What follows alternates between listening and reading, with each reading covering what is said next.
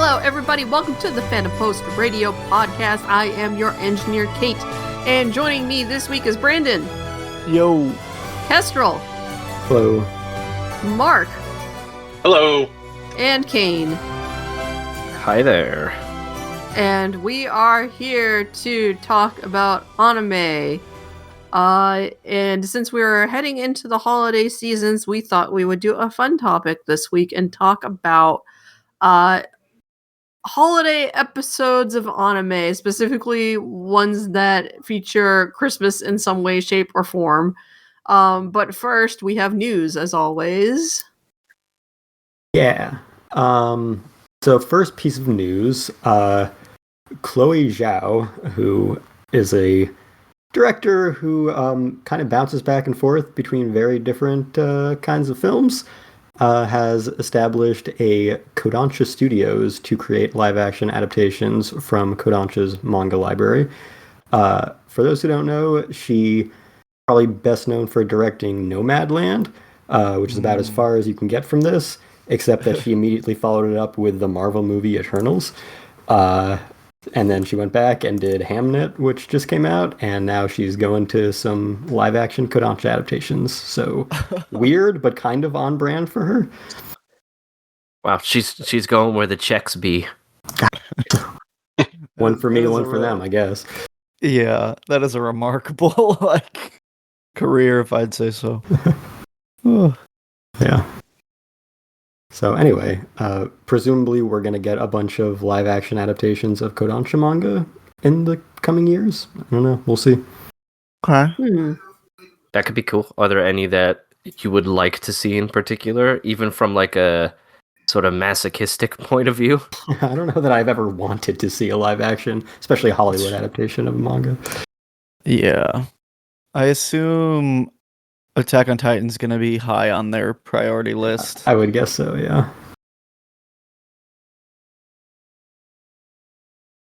Ippo? Boxing movies are usually... they do one of those every now and then. All right, if a live-action Ippo gets us physical copies of the manga, I'll take it. But the live-action Ippo has fair to have trade. the racism kept in it. Oh, that's right, from the manga, yeah. That was even Yeah. edited out of the anime. Yeah, so you're going to have to take the good with the bad there. I mean, again, we've gotten awful adaptations that have given us, like, nice collector's edition of the source material, so whatever needs to happen to get those physical books printed, I'll take it. I remember watching Ippo and really enjoying it, and then every once in a while I'd get to parts in that anime where I'd be like, oh, okay, so this is what Kestra was talking about, where some of this stuff hasn't aged very well, nor probably was it great at the time either, only to be told in text that it gets even worse in the manga, and that the anime that tones it down significantly. Oh, yeah. Yeah, that was rough, and then I remember looking up the chapters, too, I'd be like, there's no way, and then, oh, yep, there's a lot of blackface in this. Yep. Yeah, bummer about that, but the rest of Ippo's great, I promise. But the Dempsey roll! Yeah. No, I'm with him. I'm with Kestrel on that. You just gotta like erase those chapters from your mind, and everything else is great. That's fair. Real ball knowers, they should do like a Tetsujin 28 adaptation would be pretty cool. That'd be easy to CGI that robot. It's just several large ovals. It would be. They got a lot of old stuff, which is why like it would be cool, but I don't know how much is going to actually get touched here. This runs. I feel like if they did Vinland Saga, everyone would just be like, isn't this just the Northmen? Yeah, or like, isn't this Yeah. just that Vikings show? It is literally the Northman, though. That whole movie, I'm doing It like really is. Leo DiCaprio like pointing at the TV meme Right. the whole time. I'm like, wait a second. Just waiting for Thorkel to show up. You're like, where's Thorkel? Where's he getting here? But it also makes me think that Yukimoto must have taken some influence from Amleth and Hamlet in making it, because that is what the Northman is. And a lot of those traits are also found in Vinland Saga, so I was like, okay, maybe there's some of that going on. Anyway, yeah, we'll see if this goes anywhere. You know how these things usually go. Yeah, it's like when have we heard anything about that Gundam adaptation? Or when was the last time? Yeah, There's they some rumors remaking going Death on around it. Note. Yeah, that's happening. The Stranger Things guys are doing a new Death Note. Sydney Sweeney is supposed to be in Gundam. Oh God! Wow, I great. forgot about that. I hope she plays Char. Yeah. I think she's rumored to be Sayla, so about as close as you can get. I think she'd be a little bit more fitting if she was maybe like a Girin. I don't know. A lot of Yeah. Is the Gundam movie just supposed to be 79? Do we I don't know if we know that much yet. Huh. Yeah, I'm not sure. that'd be wild. I think the best we've gotten is some promotional imaging and cast rumors and some other stuff. But If it's not, my money's on it being like Wing, just because American audiences. No, they won't do that. That's No, I think it'll be You're saying UC or American original. audience. Yeah, it'll be some original story or what? Wing. Oh, Dude, do you know how long ago that was now? Yeah. Yeah. They're not banking on Toonami Kid nostalgia for this. No. Okay. Anyway, moving on. So this was kind of like a little PR thing that I wasn't going to bring up, but it segues into the next story. So I'll just mention here, Toei released this document about their grand master plan for the next 5 years of expanding their studio significantly. First phase of a 10-year plan aimed at turning the studio into a world-class powerhouse. Hiring hundreds of key roles within the main studio, establishing 2 to 3 additional studios to support it within the next 5 years, and investing 70 billion yen over 5 years in their development of productions, putting artists at the center. So it's a lot of what we've kind of been seeing in the evolution of Toei over the past 10-15 years, where of course they are the longest running anime studio in existence, and they have been the primary anime studio for several different generations, and they have a lot of huge titles throughout the generations, but they've had some definite lulls and definitely kind of rested on their laurels, relied on their brand recognition of the big titles that they had instead of actually putting in any effort for quality adaptations for quite a few painful years there. But then, gradually over the course of the 2010s, they really came back to be exceptional in producing quality at the pace that they always have, which is weekly. The biggest development in that was what we talked about, I think, last episode, maybe the episode before, that the last remaining holdout of the infinite weekly anime would no longer be, and that's One Piece, and it'll be, effectively seasonal, and that will only get 2 cores per year from now on. So I feel like that's another move in that direction. So yeah, we'll see where Toei goes. Like I said, they've been on a good track lately for the past 10 years at least. Yeah, I guess I would like to see, because you had said that they're focusing on artists and stuff, right? Yes, right. So what does that mean? I guess in a grand scheme, if it's well, we put a ping pong table in the break room, or so they say creating a mechanism to continuously plan, produce, and manage projects that originate from the studio and its artists. Hold internal calls for projects, select them, produce them multiple times a year, give shape to one's own ideas, create short works, reduce the distance between staff members, deepen the understanding of the entire production flow. And in the past year, pilot production for 2 works was approved. and another goal is to publicize the artist's role, such as with key animation exhibitions and behind-the-scenes posts on social media.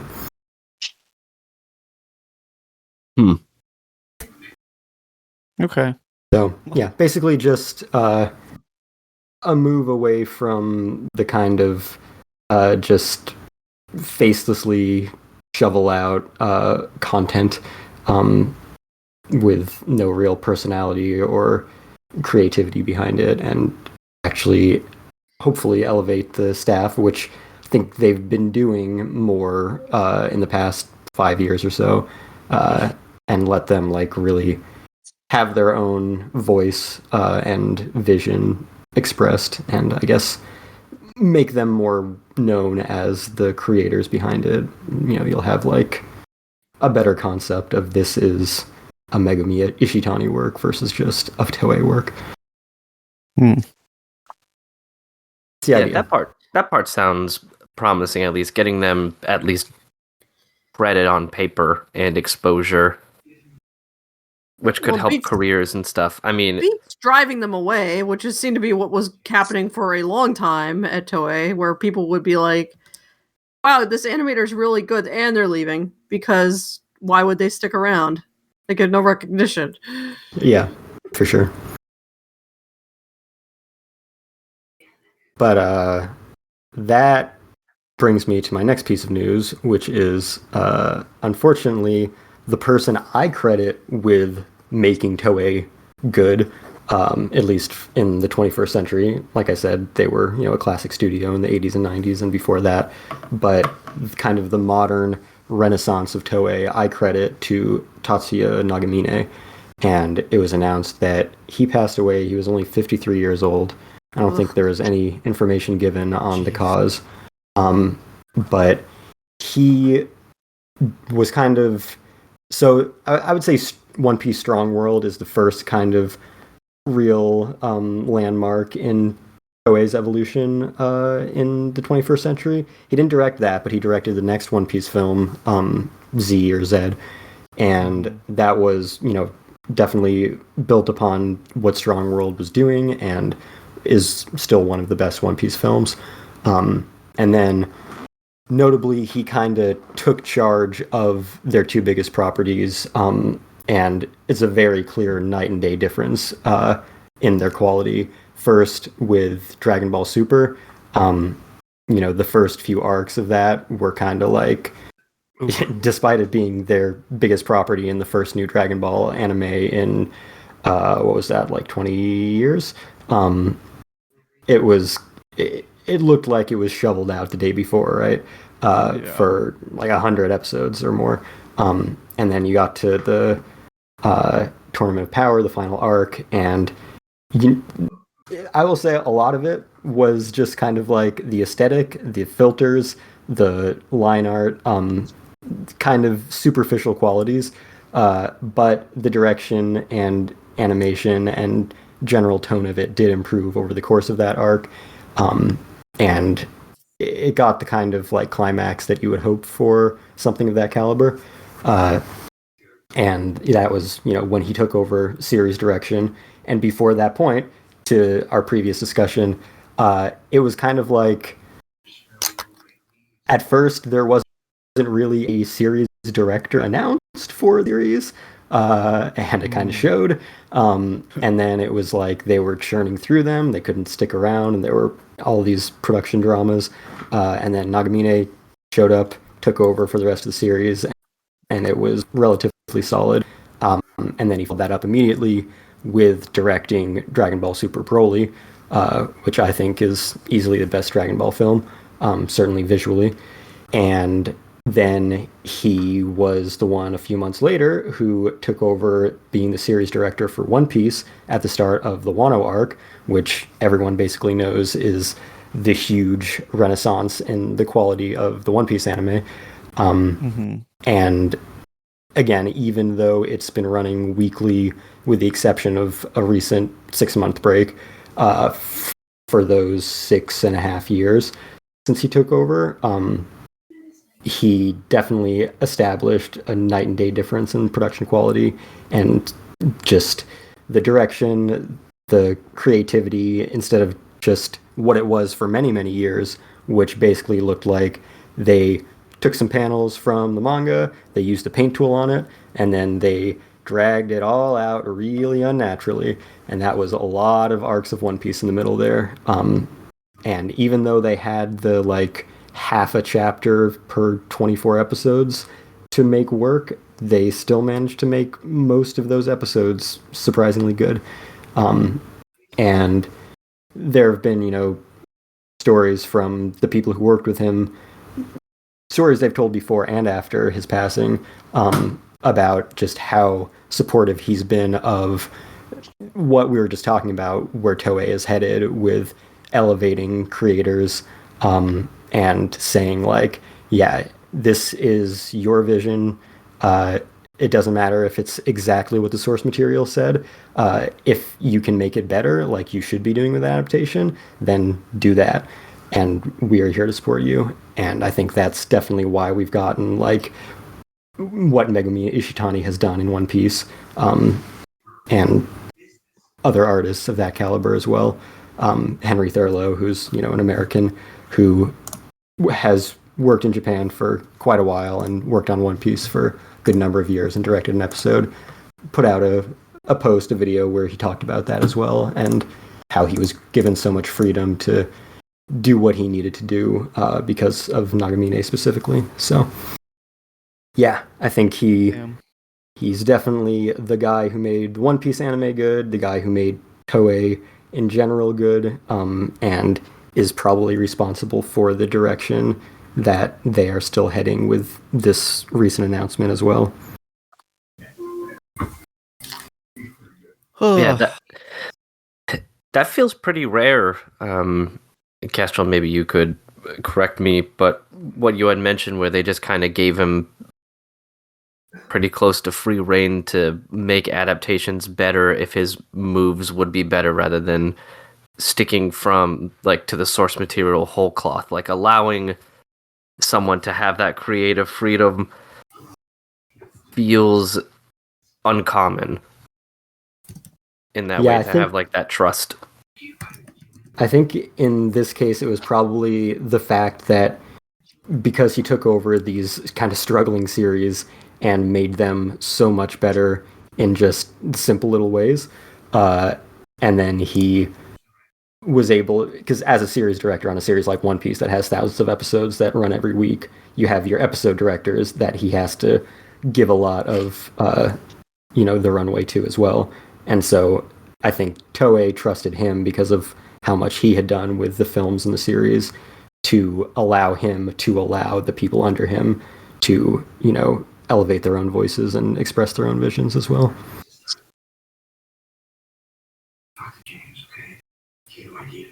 And to go that, you said like 50s? Yeah, 53. Yeesh. Yeah. So rough. Real bad. Rest in peace. Yep.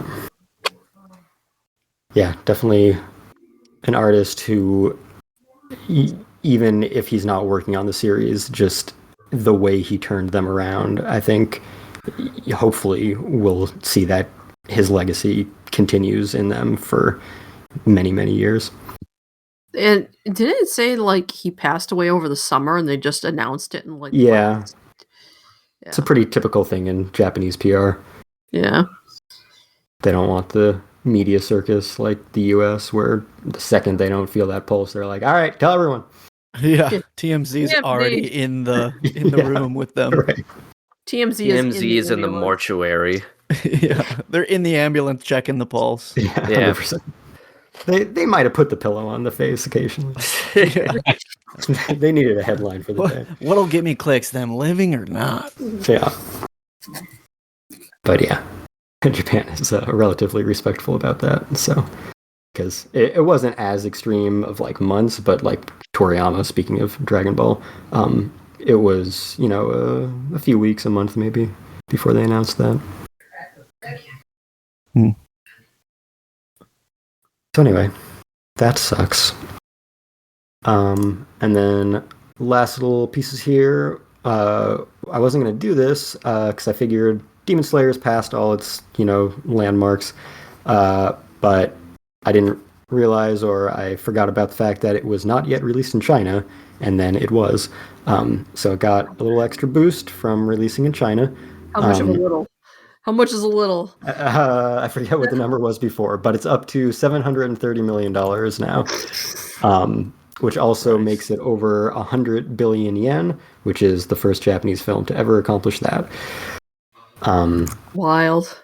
Yeah, so most of the things that we were expecting it to accomplish, it already did, but it moved up a few spots on a few of those rankings. So if we look at, say, the R-rated movie list, it's at number 7 now, and for like R-rated film series, it's also at number 7.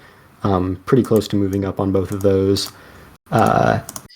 And also on that note, we talked about Chainsaw Man box office a little bit last time, and it's also doing quite well for what it is.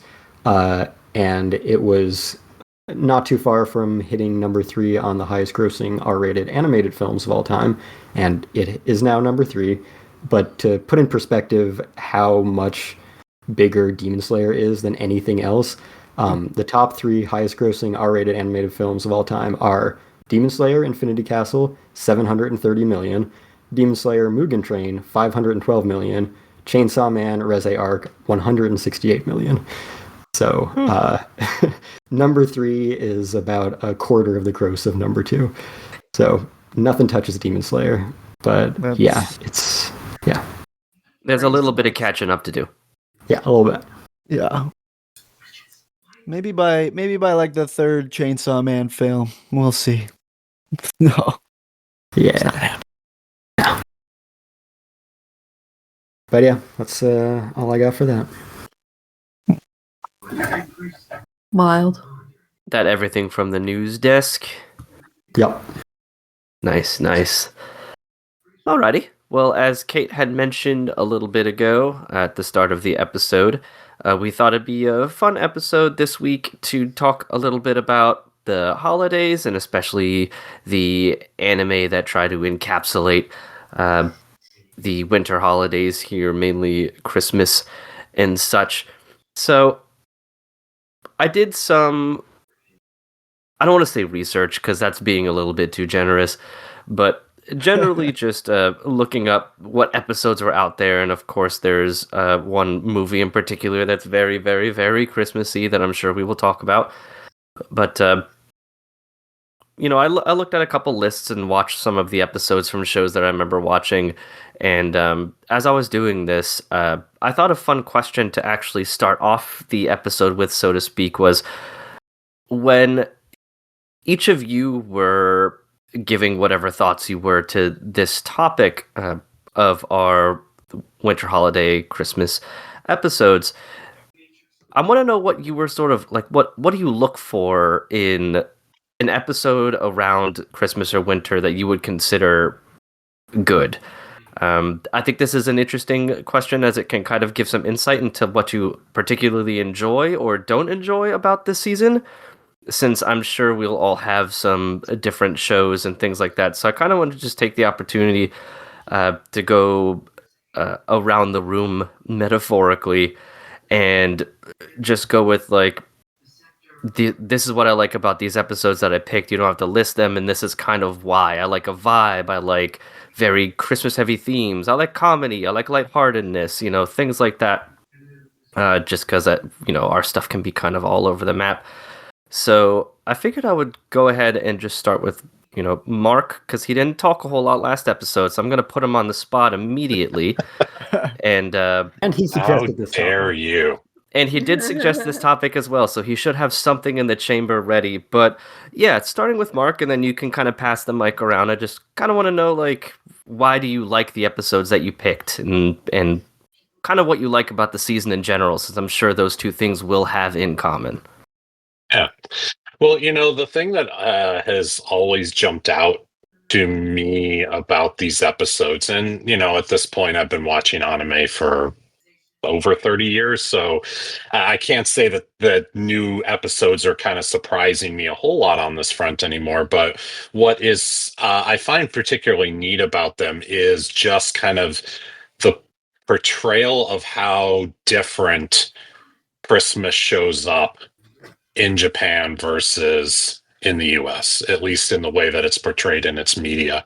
Like all of the well, maybe symbols, but all of the non-religious symbols, the Christmas tree, Santa Claus, that sort of thing. They all kind of show up, but it's very clearly a very different holiday over there than it is here, and it's portrayed that way very differently in their shows. And that's just something that kind of always jumps out at me about how we think of Christmas as a family thing, and over there it's kind of a lot more about friendship, and they how many episodes they get up and the first thing they do, that they say Merry Christmas to their family or whatever whatever. And but then that evening they're out with friends as opposed to it being something where, big major family gathering, that sort of thing.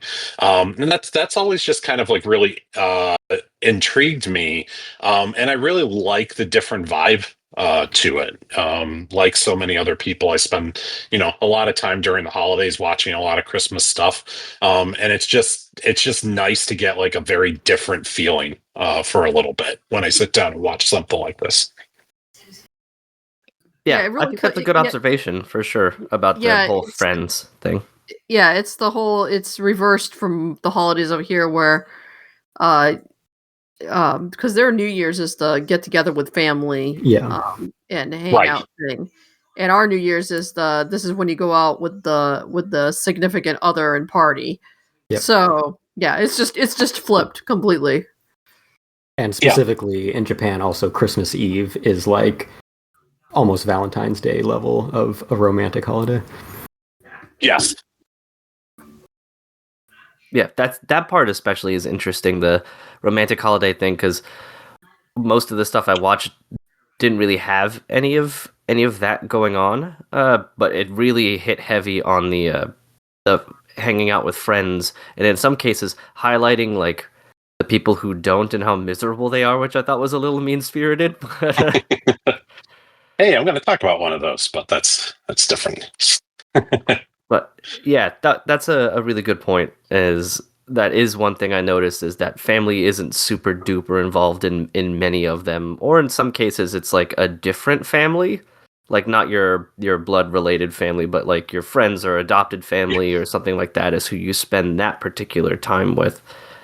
Exactly. Yeah. And kind of like Kate said, sort of the reversal. I hadn't even put it in that frame in my head, but the sort of the reversal with New Year's as well is how it's not just like a friends time. Like they go out, they go out and do things. They go, whatever, go out to dinner, go out to karaoke, go out to, hang out at places. It's not just like, hey, let's gather at somebody's house a lot of times. Whereas, of course, here, good luck finding anything that's open on Christmas Day. Yeah, it's very much a social occasion. Yeah. Cool. Well, I'll go ahead because they already spoke, but I want to hear what Kate has to say about Christmas anime. I'm trying to remember a more recent episode of any series that I've seen, and I can't. A lot of the episodes that come to mind are like older shows that I watched a million years ago. Yeah. I don't know. It is the whole, most of the episodes of anime that I've seen haven't gone for the romance so much as it's gone for like the comedy or or throwaway stuff. Like it is weird. It is weird to see anime have the Christmas episode, because that's something I so associate with US television, especially not even modern US television, older US television, where it seemed like every sitcom and every TV show had like the Christmas episode for that year, where it was Mhm. just whatever the group is doing, like the Christmas episode. And yeah, with everything turning into serialized shows, everything going to, like, legacy TV is kind of dead, and so we don't get that anymore, and it's kind of nostalgic at this point that everybody's like, oh, we're gonna drag out the Christmas episode, here we go. Yeah, and to be clear, it's not like any of the things you watch have to be new. I mean, out of the ones I was planning on talking about, I don't think any of them are newer than 2017, most of them being early 2000s works, if not even older. So it's not like it had to be like, what's your favorite Christmas anime episode from this year? Or anything like that. So it's totally fine if this stuff is on the older end.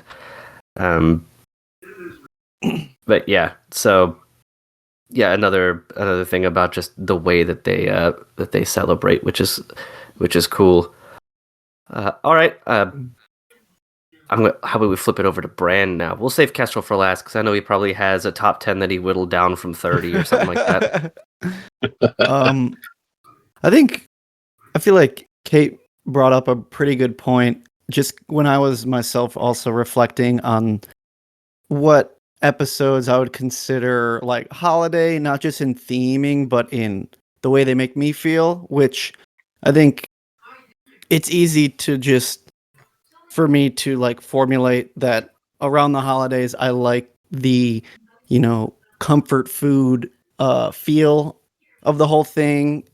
Sort of, like going to visit family and like knowing you're going to eat, a meal that you're used to eating every year kind of thing. But the comfort in knowing that that place is there for you every year to, kind of just do this cycle and like let go of the rest of the things going on in the world and in your life for just a short while and, just have some more peaceful reflection and family time. And I feel like that does line up a lot with when I was thinking about it, like Kate said, a lot of more American television really harks onto that. So like, old Simpsons episodes, Futurama, like all these like older cartoons that have their token holiday episode or something, which are like infinitely rewatchable, and I often find myself watching as well. The other, I guess, even more closely to the Thanksgiving holiday roto for me has become Over the Garden Wall. I basically watch every year now. But yeah, for anime, it does hit a little different, like how Mark mentioned about the social differences of how they do it there. But I still feel like what I enjoy most are it kind of becoming like a yearly comfort fallback where like I know the few Christmas themed episodes that I enjoy from series I've watched over the last couple decades and are always good for me to fall back on, usually for a laugh, usually for like a coming together moment, So yeah, for me it's really just about the not so much nostalgia, but like the comfort of like that repetition and the calmness, the perceived calmness at the very least of like the holiday season and just kind of taking your minds off the other things in life. Cool. Yeah. That something that you had said there with the calmness and things, I think is an interesting accessory to kind of what has been talked about already, in that the way that they celebrate in the anime at least, is so much more like low-key relaxing that it's in ways that I wish we celebrated more around here, because a lot of our Christmas media, at least, and anybody here who's spent holidays with the family, there's always so much hullabaloo, so many things to do. Like it is hectic as it is enjoyable to see everyone, and I kind of like how in these anime and just in general how they celebrate Christmas versus New Year's and stuff over there. It seems much more of like you hang out. you'll throw a gift on the table and be like, Merry Christmas, also here's a beer. And then you just kind of chill and enjoy each other's company without worrying too much about, all of the planning and all of that stuff as well. Now, that's oversimplifying it, of course. And I'm sure my family has treated Christmas with varying levels of enthusiasm throughout my entire life. So it's much closer to how anime stuff does it now, where you just kind of show up and you're like, hey, sup, yeah, Merry Christmas and whatever, cool. And then you proceed to, just turn it into a good day or a good evening of hanging out with a little bit of something extra added on, rather than big dinners and gift exchanges and lights and trees, etc., etc. Well, that's just called becoming an adult when there's no children in the picture. That's true. Deal with. That's true. That's really what it is. It's Yeah, like no more having to make it a spectacle. Yeah. Like my niece and nephew are just aging out of spectacle, basically. But so it's like, oh, I'm kind of losing that again. The whole sit around and everybody, open presents like mad people, like even when it's like, it's like, because that way you had to ensure that the adults got a lot of presents too, because otherwise the kids would think it's weird. So yeah, in my family, we're hitting that. We're almost at that age group where, all of the, I say kids, but like me and my cousins are all in our 20s and 30s now, but we're getting back to that circling around point where like, oh, one of my cousins finally had kids, and now it's going to start shuffling into that where like this last holiday, like that kid got a bunch of toys. So yeah, everybody's going to have to start one-upping each other because it's like, my kid got more toys than your kid. Yeah. Oh no. So it's a vicious cycle. Yeah, you got to get that ramp up, that consumerism ramp up going. All right. Last but not least, how about we hear from the man himself, Kestrel, and why he likes Christmas anime and how much trouble he had putting his list together. His list is all Gintama, you know it. Yeah, exactly. pretty much true. It's half of mine. Yeah, I contrary to my character description, I did not assemble a formal list here, so sorry to disappoint. But I find that I am not a person who really has, a slate of Christmas media to watch every year. You don't sit down with all them Hallmark movies? That ain't you? Yeah. Definitely not that. But no, even like the Christmas episode of any given series, I don't like have a collection of those to just go back to every year. So yeah, I just kind of passively consume Christmas episodes as part of a series or whatever. Maybe occasionally a Christmas movie makes sense to put on, but I'll generally not pick out individual episodes for the day. But yeah, I do like the different atmosphere of the Japanese Christmas experience. I certainly would say that most of my favorite Christmas episodes of anime are Gintama, because A, I love Gintama, and B, there's like a dozen different Christmas episodes. So that helps. And yeah, I think the general theme that we're all going with for Christmas episodes is that they're going to be kind of chill, low-key, laid back. So the stakes aren't huge, so I feel like comedy is a good avenue for that. Because if it's just kind of dull, then, it can be relaxing. But if you can get some laughs out of it, then that's kind of the best case scenario for a low stakes, don't take itself seriously kind of episode. And then the other side of that is also the romance angle, which a lot of romance series will have their Christmas Eve episode specifically, since that is the romantic holiday. And yeah, it's just generally a good opportunity for some positivity, where they don't necessarily need to manufacture drama, because we've accepted that this is a theme with which you can work with positivity, and you get away with it for at least one episode. And that can be a welcome change of pace sometimes. And, some shows do it better than others, but it's nice to see, especially if it happens to like air around the actual holiday. It's kind of weird when you get a Christmas episode in like July. You're like, all right, whatever. But that's how seasons go sometimes. Yeah, that's always unfortunate. Yeah. It's my favorite when shows like Great British Bake Off do it. And then they're like, welcome to the Christmas episode, and you can tell it's still like 80 degrees outside. Yeah. Yeah. Yeah, because they filmed the fucking thing in July or whatever. So. Exactly. In the 500-degree tent that they're always complaining about, yeah. Yep. All right, cool. Well, thank you everyone for humoring me. It was just something I was curious about, as Christmas is always an interesting thing to hear people's opinions on, how they celebrate and if they care or not. But I will say this, that as I was watching them to do the research before going into it, I wish we had more of Christmas episodes and fewer beach episodes, and I don't care what kind of hate that gets me. I'm so tired of beach episodes. Give me more chill Christmas episodes. About Christmas on the beach. Ooh, Okay, see, now there we're we go. talking. Yeah, now see, this is how you make the big bucks. Ideas, Now, man. Christmas in July doesn't sound so bad. Nah. Alrighty, so how about we jump in a little bit to some of the examples that we picked out that we particularly enjoy.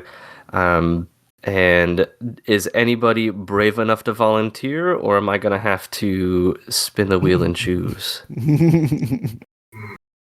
Oh god, he's gonna spin the wheel. I'll start off with, I think Sure. you may have alluded to this. You mentioned that there's like a movie that might most definitely be brought up.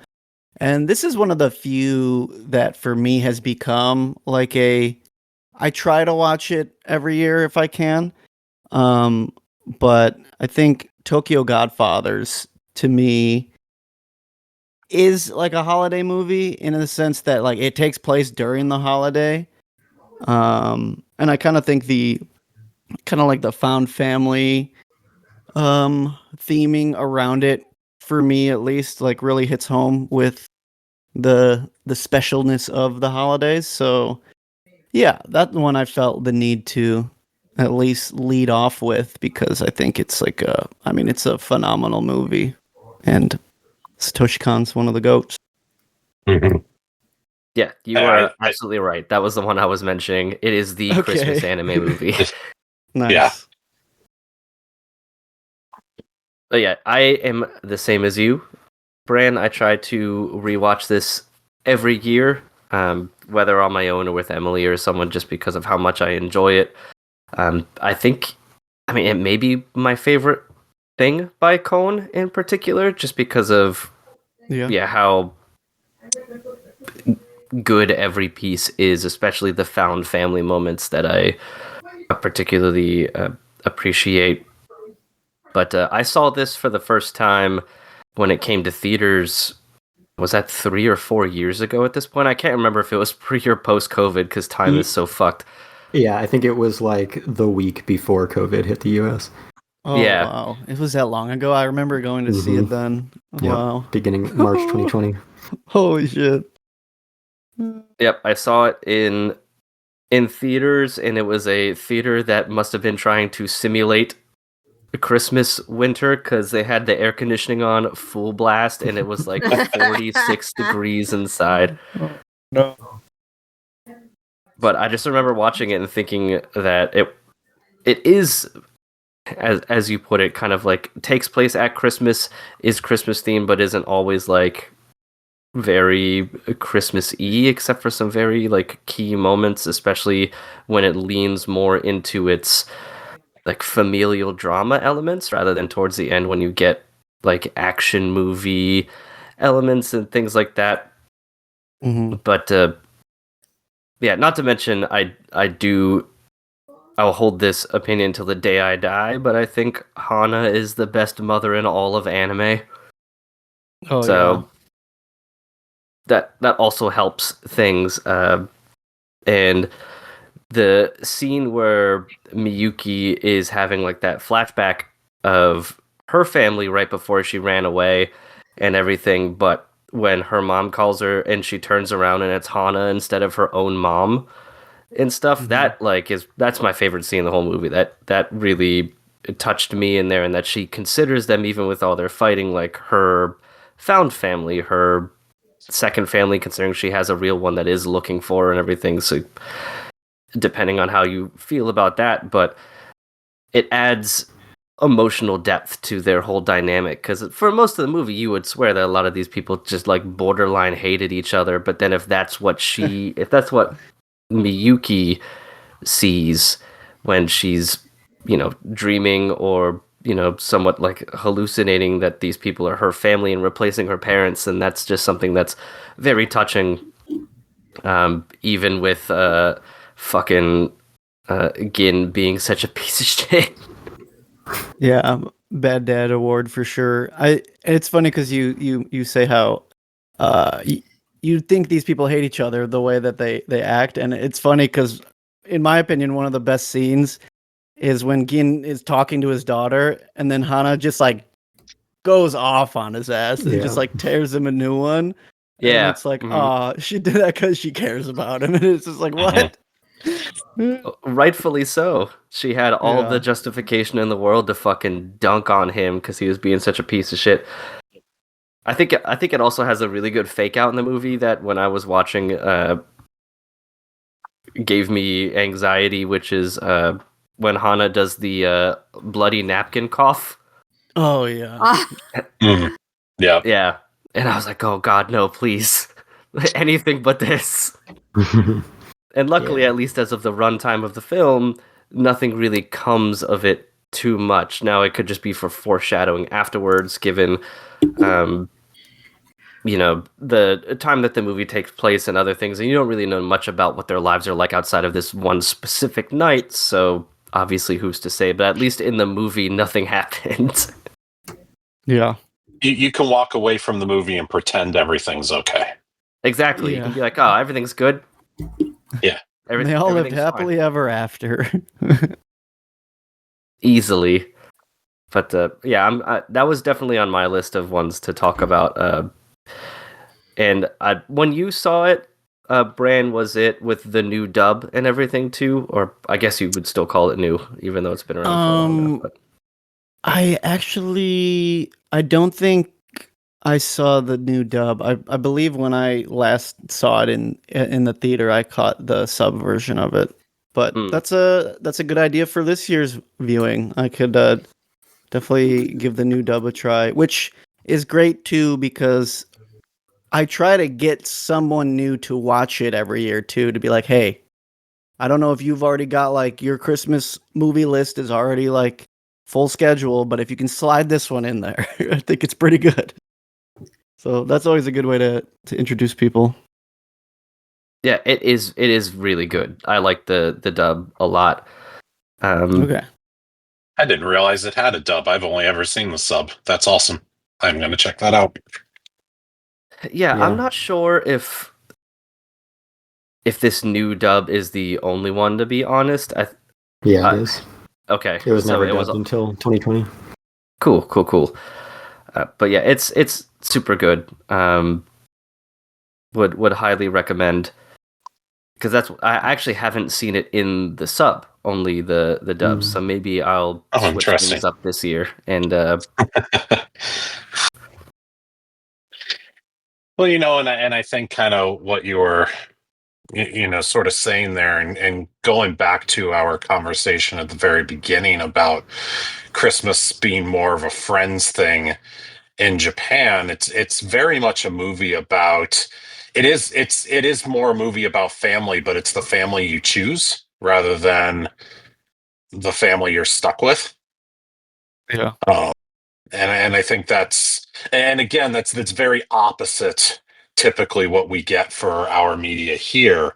But that's part of the power, I think, of this movie as well, is these this group of people, these three people and a baby who are very different from one another, and as you said, just seem like for so long of it just absolutely hate each other, but manage to come through for each other in ways that you would never think that they would at the very beginning of the movie. Yeah. And their affection for each other, at least from like Miyuki to Hana, is also shown in a really like subtle way of sorts, where Miyuki calls her Miss Hana at one point, and it even surprises Hana. It surprises her, but it's like that's a term of endearment that she wouldn't have used before. I think that was after Hana kind of found Miyuki and the baby with that one couple that I think was it Spanish speaking? I can't remember. They were Hispanic couple. Yeah, and kind of chased Miyuki down all the way to find her, and that was like obviously something that would emotionally touch you. Like, this person cares enough about me that they basically, in a way, like stole a cab to get here to get here, even though I was okay at the end of the day. And then she starts calling her Miss Hana instead of just Hana, or whatever insult was being tossed around at that point in time. And I think that goes to show the family that you choose and family you find that Mark was talking about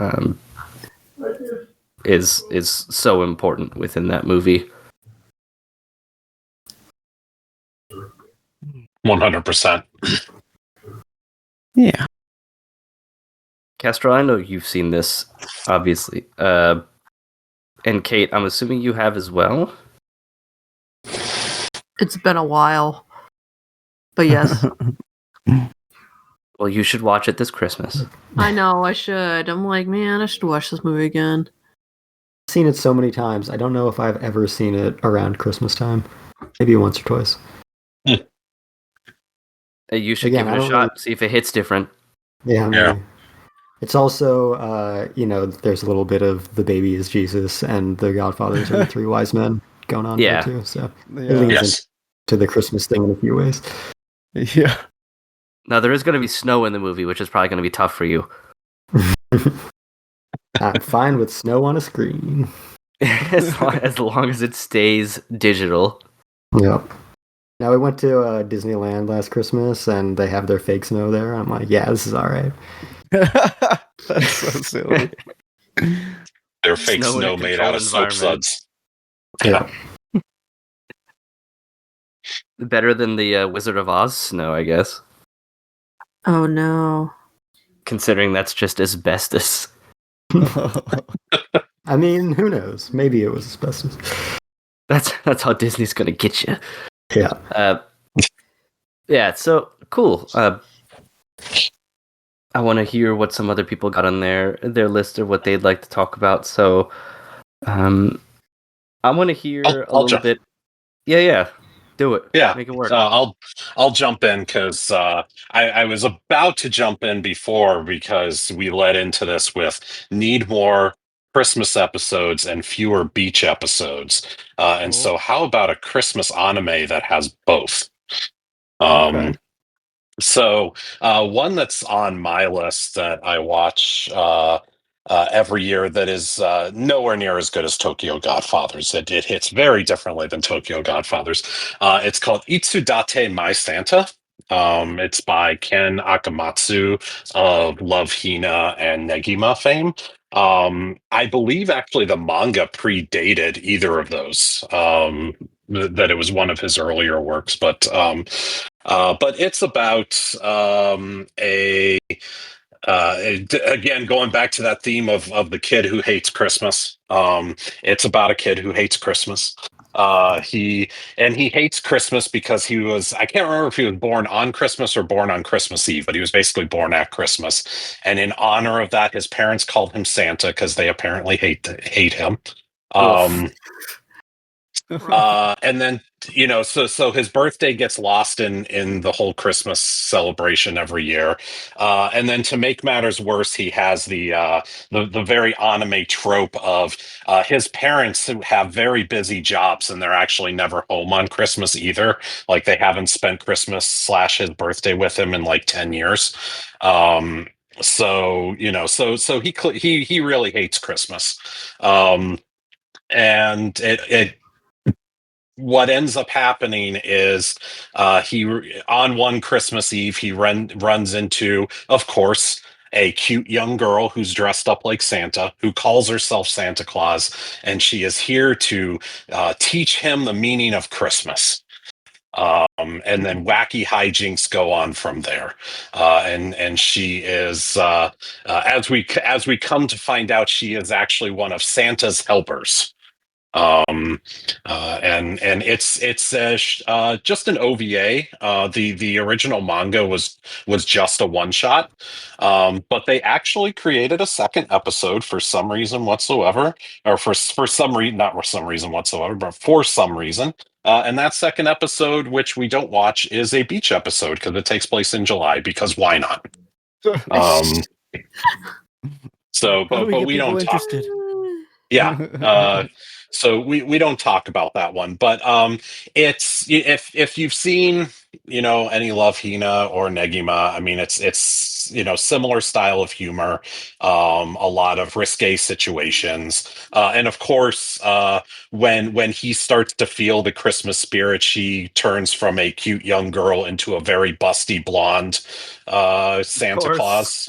Yeah, because of course she does. That's spirit of the season. But it is again kind of like a weird blending of that Christmas is about friendship and that sort of thing, but also sort of more of the stuff that we to Christmas, about togetherness and about family. And over the course of the OVA, he learns about how important his parents' work are. He grows up a little bit. He gets to know his friends better, and of course, by the end of it, he's feeling the Christmas spirit because, of course, you have to be. So, I was gonna say, it's is that a not. euphemism for that chick's boobs, or where were you going with that? Oh, 100%, 100%. Yes. Um, I thought the same so thing. yeah. I was like, oh, the Christmas spirit, Um, you say? so yeah, well, I mean, it's the reason he ends up hanging out with her in the first place. So yes, that is, if you've ever seen Love Hina or Negima, it goes to it figures, right? That's Mm. that's what those do. So, but It lines up. it lines up, yeah. It's very lighthearted. It's a lot of fun, and it's kind of heartwarming in a way as well. And it's one of the very few anime. We talked about sort of sometimes having a little bit of trouble coming up with these, but kind of like Tokyo Godfathers, it's kind of one of the few anime, at least that I'm aware of, that legitimately is about Christmas. It's not just, well, this episode takes place on Christmas, but it's legitimately about Christmas. And as I said, it's part of my watch cycle every year. Just don't watch the second This is episode. a good deep cut. This is, yeah. Yeah, because I'm Definitely looking through like- images of it right now. And I'm like, yeah, this is definitely early 2000s OVA style. Absolutely, yeah. Very well.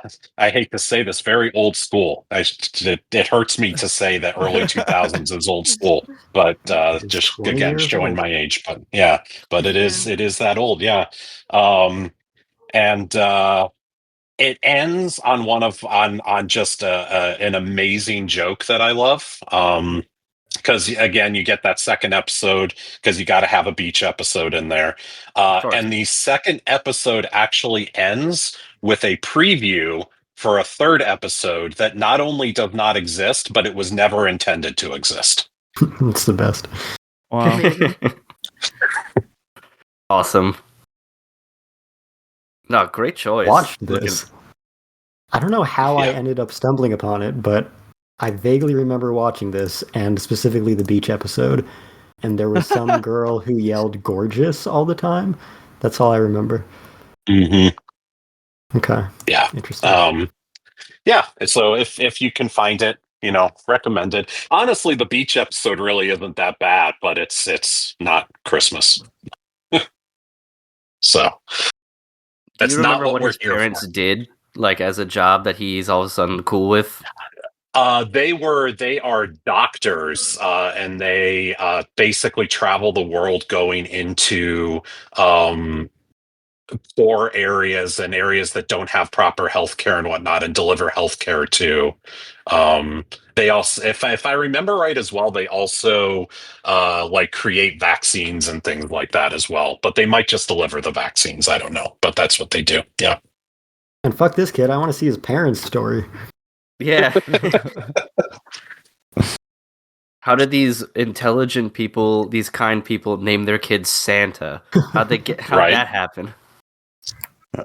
Well, as I said, I think they just hate their kid. They're like, we had a kid and now we can't travel the world anymore. Oh, wait, yes, we can. We'll just do it. We'll just leave the kid at Nice. home. Yeah. That happens. There are so many anime where they're like, "Oh, my parents are off in wherever abroad," and I'm all Mhm. like, "Really? You just gonna leave the kid? Okay, gonna trust your teenager to stay in the country without you? Okay." Yeah. It's Japan. They could be 5 years old and they'd be fine staying alone. It got to the point, Kate, not to get too far off track, where I did a panel at Otakon about that exact same thing. I was like, here anime where the parents are present and they're there the whole time and they don't do anything heinous. They are kind, loving parents. And don't die. Yeah, that don't die. Yeah. Don't die, or dad doesn't work in America now. Yeah.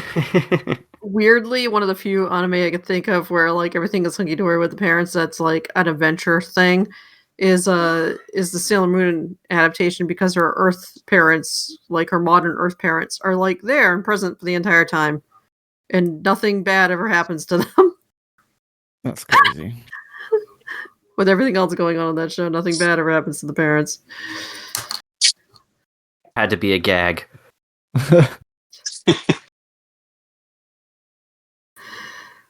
I want to hear about these Gintama episodes because I think I may have watched one at one point in time. Is the Nintendo Wii episode a Christmas episode or whatever they called it, where they wait in line to get the Nintendo Wii? And How true is that? like, I think there's a Gintama one where that's like the whole episode. I thought it was vaguely Yeah, Christmas oriented. Yeah, you might be right. Yeah, it's the OE. Yeah, the OE. Yeah. I don't know if it was Christmas specifically, but yeah, I can see why you would think that. Yeah. Either way, let me Yeah. hear about some of these, because when I was looking up at lists, it was Gintama came up a lot, and then I think like Toradora came up a lot. Yeah, I was gonna say actually, although I did not solicit my people for lists, I did get one volunteer saying Toradora Christmas episode, so that's definitely a classic for sure.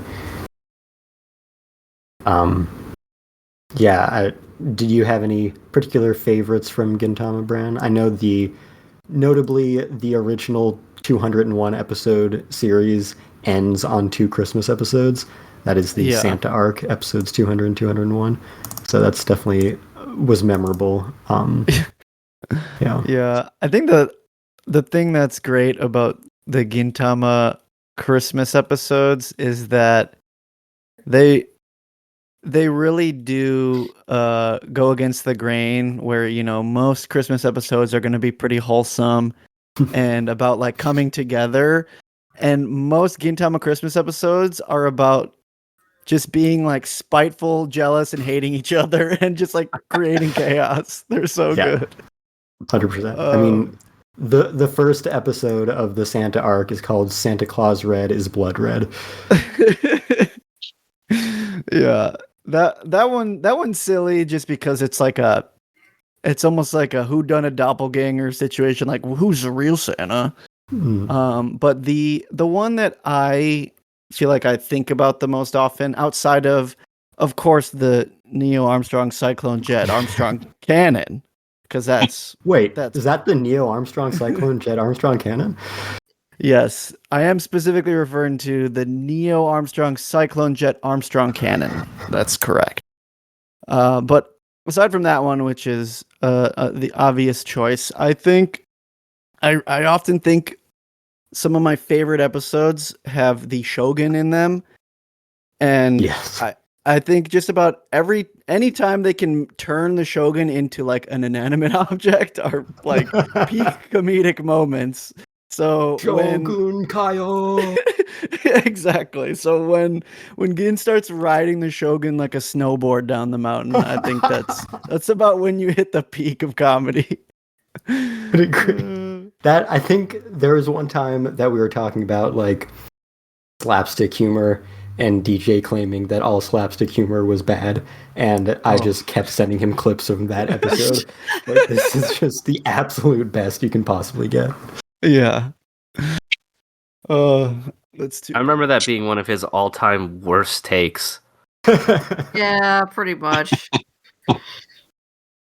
In the spirit of Gintama Christmas, let's just shit on DJ now. He's not here to defend himself, so he's fair game. You've written how many words for your game, and you don't have like a single person getting like a hammer bonked on their head? Come on. Yeah, the ski trip, definitely classic. Is the Neo Armstrong Cyclone Jet Armstrong cannon, is that actually a Christmas episode, or is it just like a winter carnival thing?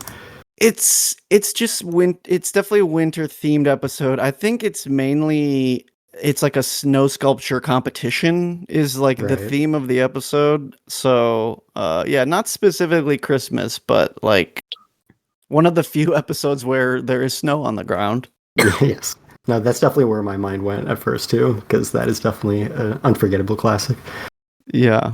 I guess for those that don't know, then Neo Armstrong Cyclone Jet Armstrong cannon it's a Neo Armstrong Cyclone Jet Armstrong cannon. I think that's all. Yeah, I thought that was pretty self-explanatory. Yeah, everyone knows what Neil Armstrong Cyclone Jet Armstrong cannon is. Yeah, it's the most legendary, powerful weapon of all time. So I mean, we all know what that is. Right. Yeah. You recognize it when you see it. It's pretty straightforward. It will most definitely make it into the thumbnail. I can tell you that.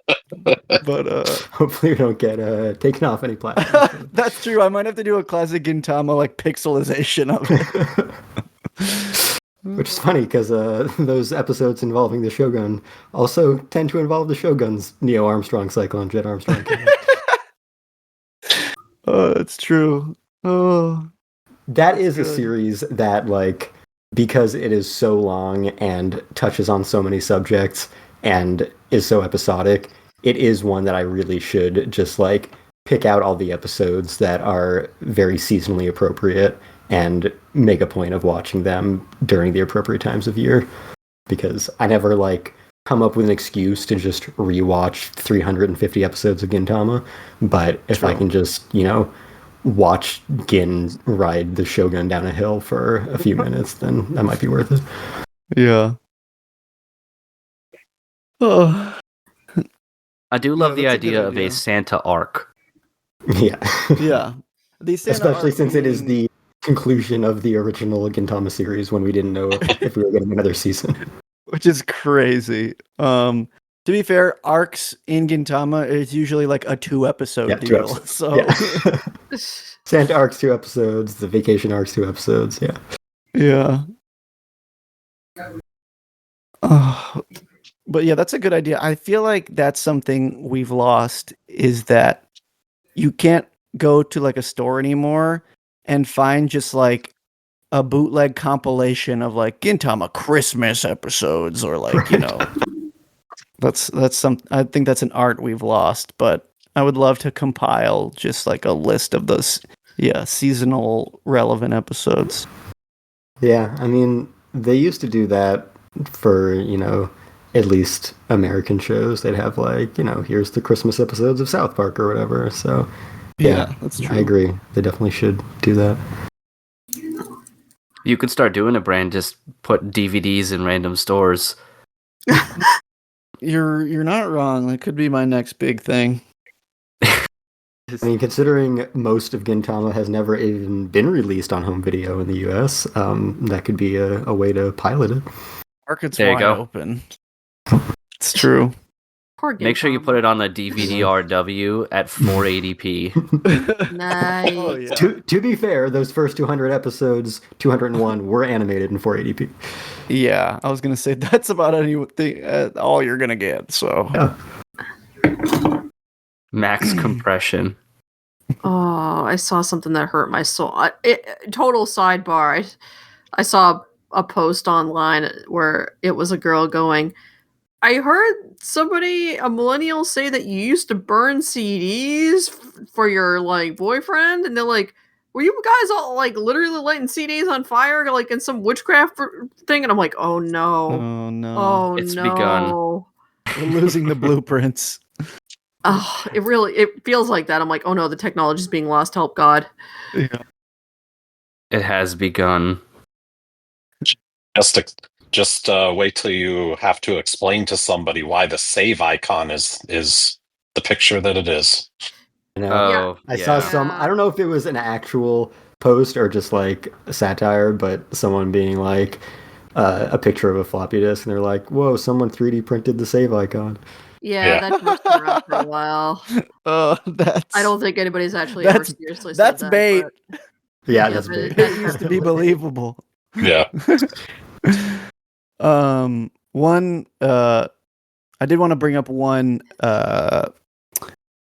More low-key Gintama Christmas episode, because I usually think about the Santa arc, but there was an early episode that was Santa themed. It was episode 37. It's called, the title of the episode is People Who Say That Santa Doesn't Really Exist Actually Want to Believe in Him. And I believe that whole episode is about like so Ginsan meets Santa and his reindeer, which is just like a really jacked dude is his reindeer. But I think it's just like him learning about the meaning of Christmas. And my favorite part from that is, I don't know who says it, but they say Happy Merry Christmas, and it like becomes like the catchphrase. And like the tagline at the end of the episode, they like write it in blood. It says Happy Merry Christmas. Yeah. Yeah, actually, looking at it, I think that was the first Christmas episode, and it aired like within 3 days of Christmas, and then the next episode was the Neil Armstrong Cyclone Jet Armstrong Cannon. So, Oh wow, they are back to back. That's amazing. classics, all classics. But yeah, definitely put the even if you don't watch any other Gintama, just try it out over the holiday to get you into the spirit. Yeah, and it is a good way to like pilot it to someone, because it's easy to sell someone on episodic Christmas material during Christmas, and then once they experience Gintama Christmas, they're like, all right, I need to see what this Gintama shit's all about. Right. You don't really need context for the Neo Armstrong Cyclone Jet Armstrong Cannon, because the whole episode is just everybody doing a big dick joke. So it's about all the context you need. I don't what is there about dicks? It's just the Neo Armstrong Cyclone Jet Armstrong Cannon. You're right. I'm sorry. I'm reading too much into this. Yeah, God, get your mind out of the gutter.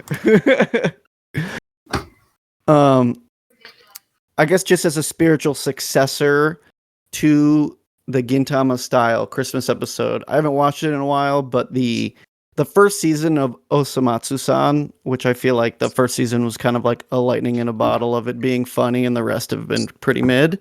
But the first season had a Christmas episode that has a similar amount of just like debauchery and stupid infighting the whole time. So it's like the exact opposite of like the meaning of Christmas, but it's a fun time.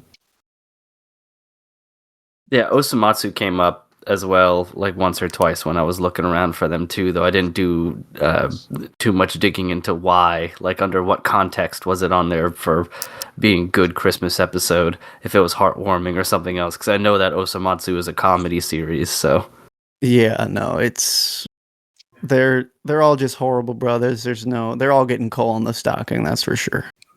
they're all just horrible brothers. The tagline they should put on any physical release. They should, yeah. Another one for my bin of physical releases I'll have to do. Oh yeah, you just gotta write on it in Sharpie like Osamatsu-san. They're all just horrible brothers. Throw it on the shelves at your local grocery store and Dollar General. Yeah. No, they have Grocery Spirit store. Christmas now. Oh, Do yeah. they? Yeah. Oh lordy. How did they miss the most easy slam dunk of all time? Could they not call it Christmas Spirit instead of Yeah, that would Spirit make more- Christmas? Yeah. Impossible. It's crazy. Branding, man. I'm sure somebody, in marketing was like, no, that won't work. Yeah, got lost in the bureaucracy. Have we sufficiently covered the Gintama Christmas arcs? Yeah, There are many more, but I think you got an idea. yeah, those are Indeed. the heavy hitters. Gotcha. Alrighty. There was one that I wanted to talk about for a little bit, real quick, because it is a little bit on the new side, and I think it represents kind of like the peak of what this show was before the several seasons came out and studios changed and art direction changed a little bit and stuff. And I'd rewatched this today just to be sure, because I'd mentioned before recording that some of the Christmas episodes I remember enjoying from anime, like Ping Pong, are not very good Christmas episodes because they're just so sad. Dude, that was on my short list actually. It's funny. Yeah, you mentioned like that. it's a good episode, but it's like, man, you're really gonna get in the Christmas spirit or whatever if you watch this Ping Pong episode. I was like, oh man, not really. No. Definitely not this one unless you're Pong, I think his name was. Yeah, I was gonna say like Kong, Kong enjoyers, they get their stuff, but the what's the robot kid's name? Pico? No, Smile. No, Pico's the other one. Smile. Yeah, Smile enjoyers are in the gutter in that episode. So I mean, so is Pico. He gets drunk on a boat and passes out, and that's like it. And he gets drunk in the dumbest way possible too, eating those stupid little chocolates with the alcohol in them. When I've had those before, there's like Dude, a thimble of liquor You inside. have to eat That- so many of those. You would die of chocolate poisoning before you would get drunk. those things are such a fucking anime plot device that are not real life things for sure. Because that is, it's funny because that made me remember a random, probably Christmas-ish themed episode of Nisekoi, where that exact thing happens, where one of the girls like has a whiskey chocolate, and all of a sudden she's like fumbling over herself, undressing. It's like, come on, those things are liquor flavored at most. Yeah, I got some for Christmas from a family member a little while ago, and I remember eating them, or trying to eat them, I guess is a better way to say it. But A, they were not very good, and Emily didn't think so either. And B, the amount of liquor in there is like enough that it could stain a piece of paper, perhaps, like a post-it note. Yeah. But other than that, nothing. So the fact that Pico ate like 6 of them and then is stumbling drunk on a boat, I was like, oh my goodness. But yeah, that was not one. But the show I wanted to talk about actually was, I think, one of the best episodes, which was Christmas Camp from Yuru Camp, which is kind of an episode and a half, to be fair. There's Christmas Camp, and then there's like the first half of the next episode afterwards where they sort of finish their night. But it really just kind of adds a little bit of Christmas vibe, and then it's cold outside. They all end up wearing Santa outfits and make a joke about how they look like mall Santas together and everything. But I think I really enjoy it because it has what we were talking about before, that feeling of, your sort of partying, so to speak, with your friends over Christmas rather than your family, because they actually are camping on Christmas, which surprised me when I watched it again earlier today. That there is a line where the teacher goes out because she chaperones them and then gets just absolutely hammered at the campsites. But they do mention, right, like straight up to her, like, it's Christmas, are you okay? And the idea of someone taking these girls out camping in like American Christmas instead of being with their family is unthinkable. As far as I could see it happening over here, just because they would all be with their families and stuff like that. Because I think this is one of the anime where they all do have families. But yeah, this one I really enjoyed watching, and I think it gives you a little bit of that heartwarming cheer. Plus, it's like the pinnacle of the show, and I think kind of where it had its max quality, because it's right at the end. You have Chikawa, the little dog there. All the girls are camping, and they're bringing their food and cooking it and stuff, but it isn't quite as food centric as the rest of the show eventually becomes, where it seems just like the camping is an excuse to eat food, and this is still while they're kind of entwined.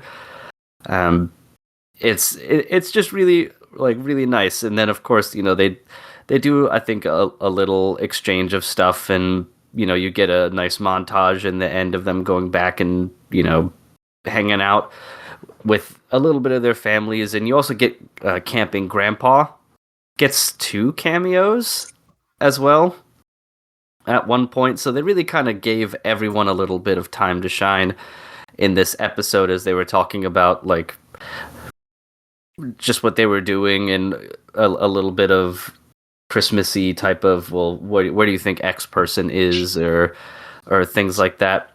And yeah, it's of the episodes that I watched today to kind of get myself caught back up with the ones that I was aware of, this one definitely gave me the most like warm fuzzies, because it's just all of them hanging out and enjoying each other's company, camping out in the cold, wearing their dumb Santa outfits, and even though they all know they look silly, they still do it anyway, at least for a little while and stuff. And I do like the gag that when they're making food, all the girls would like have these big over-the-top reactions about how good the food was, except for the teacher, and she would cry, and every time it was because she didn't bring the right liquor to pair with the food that they were making, so she was crying about the lost opportunities.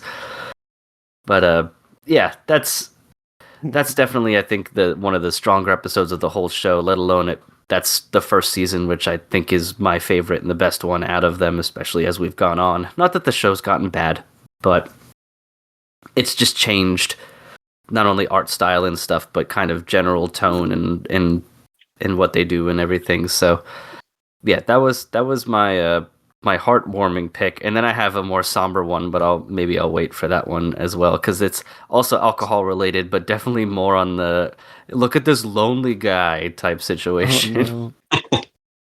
Oh, no. Well, in line with that, the lonely guy on Christmas, I do just want to shout out from that ping pong episode. They go to karaoke and sing a song called Hitori Bochi no Christmas Eve. And oh yeah, and then they shout that song's a banger. Yeah. Yeah, Kong sings that. Yeah, he sings that while Smile sits at home by himself with his like one little lit candle. Yeah. So sad. Well, that's an interesting part in that story too, because Smile is currently in the mode of alienating everyone around him because he's so obsessed with ping pong, and he's just kind of an asshole. So you feel for him, but at the same time, it's like you're an asshole to everyone. Yeah, that episode was a weird like transitional period for a lot of the characters too, because Dragon also, this dude's like number one and struggling with the pressure of it, and there's like that scene where him and his girlfriend go to see the Christmas lights, but it's just kind of, I don't think it really happened. It was like her imagination, and he just like stayed back and trained instead. So yeah, she is actually just walking around alone, and he never even like saw her text message. It did cut back to a scene where I do not know if this was the intended message of it, but I did laugh, and I feel like I shouldn't have. But when they cut back and Dragon's laying in bed, after she's waiting, he's got a bunch of tissues wadded up next to him, and I'm like, has this dude just been jerking it like the whole time? He's just Well, yeah, probably. because that's what he chooses to do for his stress relief. But yeah, that's definitely more on the somber side. But I wanted to try to avoid that at least a little bit until maybe towards the end of the episode, because the one I have is a little bit more like that. There's a like redemption in the end, but a lot of the episode is just more like this guy realizes how shit he is. Well, why don't we ride that a little further, and then we'll come back around to the end with something happy. That's true, rather than ending it on a downer. Right. But that's more my. I mean, that's more my speed, just in general, really. Yeah. Gotta leave y'all with a sour taste in your mouth for the holidays. Yeah. Don't enjoy Christmas too much, you fucking hacks. No, the other one that I had watched. I mean, I watched a few. Like, there was a Shirakuma Cafe Christmas episode, but it's just Penguin complaining about not being invited to parties the whole time. So I remember liking the episode, but I'm like, this is barely Christmas. It's just Penguin fucking complaining. But the one that I was going to add to the list here is from not the new one, but the first Bartender anime series from 2006. Oh. It's a really good episode, and it's told in a really interesting fashion, and in a way it's much more indicative of how sort of experimental and not like art housey the first show was from '06, rather than the new one that had much more of a established storyline. But in the episode, essentially what it is it's all there's the main character, like the reporter, who she's doing a theme the whole show on the bartender guy because he's the glass of God and all that stuff. And what the episode is about is the professor, and how on his way to his fame and fortune and an elementary school reunion that he was going to, and I guess elementary school is more like middle school in this case, but a school reunion, and he was going to take his thesis on liquid dynamics with him because it's what he spent his whole life on, and kind of sacrificed his youth and hanging out with friends and all sorts of stuff.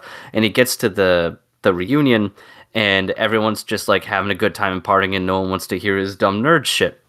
So Literally the guy in the corner is like, they don't know I know liquid dynamics. it is, Like, because we that's do. what it is. That's what it is.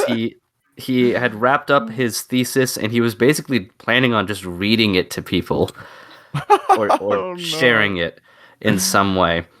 So of course he doesn't.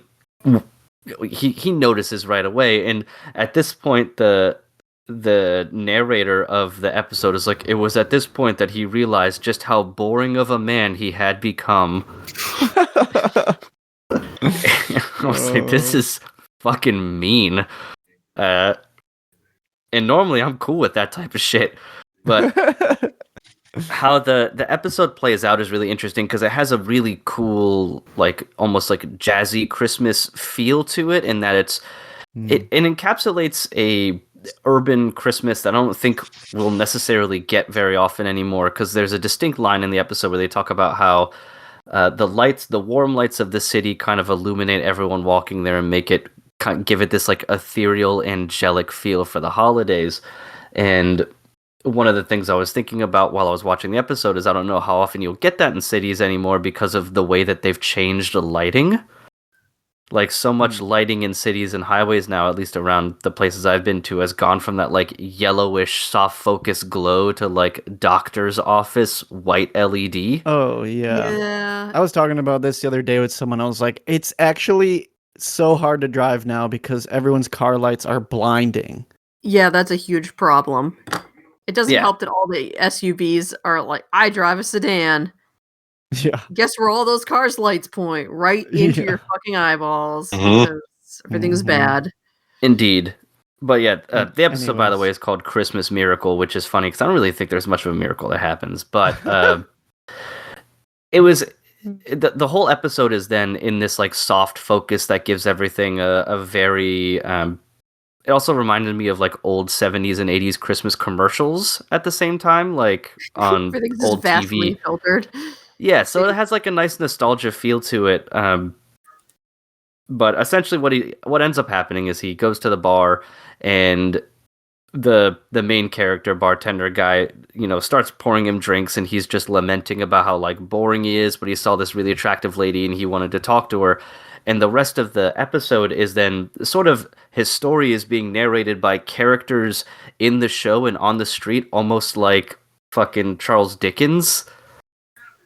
Instead, where it's just like the people outside that have never met him before are just saying stuff directly into the camera about his life, and then people at the bar are doing it, and then they'll cut to two random bartenders who talk about the type of person that he is at this point in his life and how he's a bad like bar customer because he's gonna ruin the vibe of the bar. But of course, our amazing bartender that the show is about mixes him a perfect drink and listens to him and hears him out in his woes, and then he gets his Christmas miracle where the woman that he chased into the bar notices him and gives him a kiss on the cheek, and then he also gets to talk about liquid dynamics for a little bit, and that is his Christmas miracle.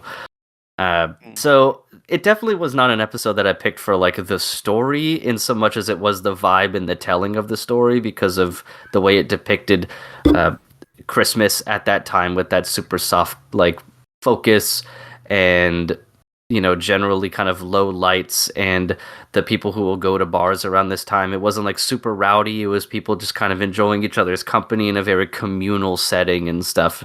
So it's definitely one that is cool to watch from like a vibe situation rather than trying to get any like profound story elements out of.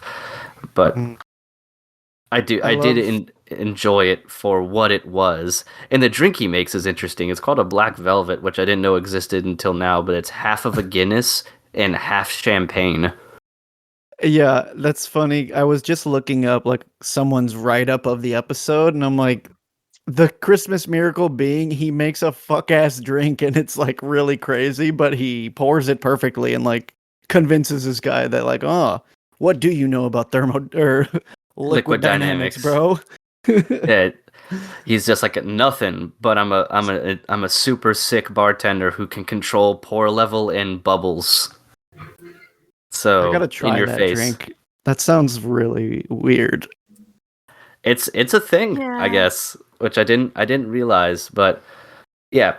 What's nice about that first season or first show, I guess, of Bartender is that you could not watch anything or know anything about it, and this episode would still work because it's just about this guy, and that's it. Like, there's no real big plot. It's very episodic. You can just kind of watch and be like, oh, there's this guy, I guess he's really good at making drinks, and yeah, that's about it. So you could just turn that on at like a party you were having on your own, and people would be like, whoa, an anime about actual beer and liquor and stuff, which that's really funny because I guess the production value wasn't super great, and I don't know how much of it's an artistic choice, but when he picks up the bottle of Guinness at one point, it's just like a JPEG. It looks like this write-up I have, like he has a still from the episode of him holding both the Guinness and the champagne, and they are both actual real life bottles. Yeah, they're pictures of bottles that he's picking up and manipulating. They did not bother to animate it and draw them like in the new one. It's just, here's a Guinness. And I don't think they got the scale of the bottles well either, because I think the Guinness bottle is almost as big as the champagne bottle. It is. It's pretty big. Yeah. But yeah, I wanted to give something a little different when we were doing the episode, because it's an not very highly watched series, but it gives a slightly different look and is a little bit more about the whole, you go out with people and friends and do kind of like party-y things for Christmas and stuff. And granted, it's about a guy who's kind of miserable, but eventually gets some good times and good tidings. And I assume the message at the end was like, it's okay to have a passion as long as you make time to enjoy like small things in life and don't overcomplicate what you do enjoy. Because his whole thing is, when he was a kid, he loved playing around, and then he saw water come out of a spigot, and he was entranced by how sparkly it was, and that's what led to him kind of abandoning everything to just study how liquid works. But yeah, Merry Christmas. Merry Christmas. Happy Merry Christmas. I hope someone has a heartwarming one that we can end the episode on, because I have a funny one. hey, that will work. That warms my heart.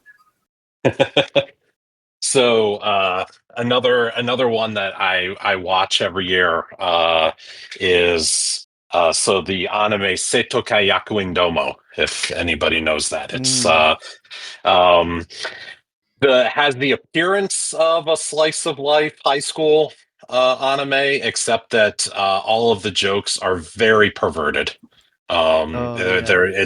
It's all sex jokes. And the 11th episode of the very first season, they as the basic setup of the show, because anime, of course, the main character is this guy who's just got into high school, and he's chosen the school that he's going to just because it's the closest to his house. But it just so happens that this school, up until this year, it was a girls only school, and it's now just recently gone co-ed. So he's one of like 3 guys in this entire school, and he's gotten what I know, right? A totally new plot line that you've never heard before. And so he gets involved in the student council. And so in this episode, the student council is getting together and having a Christmas party that the whole actual Christmas part of the episode is only about 3 or 4 minutes. It's got that sort of typical slice of life kind of approach that a lot of them have. Seito Keiyaku and Doma, the manga of it, is a 4 coma, so it's quick gags and that sort of thing. And just like a lot of those sorts of manga that get turned into anime, an episode is really like 3 or 4 mini episodes. So and so the actual Christmas part of it, which that segment is called Santa's Sexual Desires. Actually has nothing to do with Santa Claus, if that does gross you out. But it is about them doing the student council getting together for a Christmas party, and they do a little dirty Santa thing where it's gift exchange that gets very dirty. And I will just say that I don't want to spoil it unless people want me to. It basically revolves around a single joke that they tell about 6 different times over the course of 3 minutes, and it gets funnier every time that they do it. So you don't even have to watch the show. Just pull up this segment, and it is hilarious. So there you go. There's your heartwarming, uplifting end. I don't know if we're ending, but I like when you said I don't want to spoil it. I'm like, no, I think you're safe. Yeah. You can go ahead. You can go ahead. Okay. So the essentially the when they gather together, he's looking at all the gifts and he sort of picks one up, and it starts buzzing. There's the gag being there's a vibrator in there, and he's the only guy in this party of all girls, and of course, which one does he end up with? Is that one, and it kind of is used as a punchline a number of times throughout the episode, and then at the very end of the segment, so the student council president, there's kind of like a thing going on, like, oh, will they or won't they? Is there a romantic thing going on between the two of them that always gets interrupted with some gag. She gives him a present directly, and she's like, this is for your hard work, how much I appreciate you, da da da da da. And it's this really tender moment with this really beautiful music, and he's standing there and he's like, can I open it now? And she says yes, and as soon as she says yes, it starts buzzing. So there you go. There's the jokes. Yeah. But it's a great show, regardless. Highly recommended. Meaning of Christmas is different for everybody. So That is correct. We've certainly If we covered our learn nothing bases. else tonight. Nice. Well, that's good. I do want to hear if Kate or Kestrel have any other episodes or anything that they wanted to bring up that they could. I don't know how you could top sad bartender or vibrator jokes, but you're more than welcome to give it a shot in the Christmas spirit. You get a sad bartender with a vibrator on the beach, then I think I'd have my Christmas miracle. Brand can make anything happen. Yeah, well, let me get this thumbnail. This thumbnail is Patreon exclusive. Oh boy, yeah. Yeah. No, I think I'm okay. There was I guess. Go ahead, Kate. Of more recent things. I just remembered that there was an episode of Sleepy Princess in the Demon Castle that was like episode 12 was the Christmas episode where she's stuck in Demon Land and it's Christmas.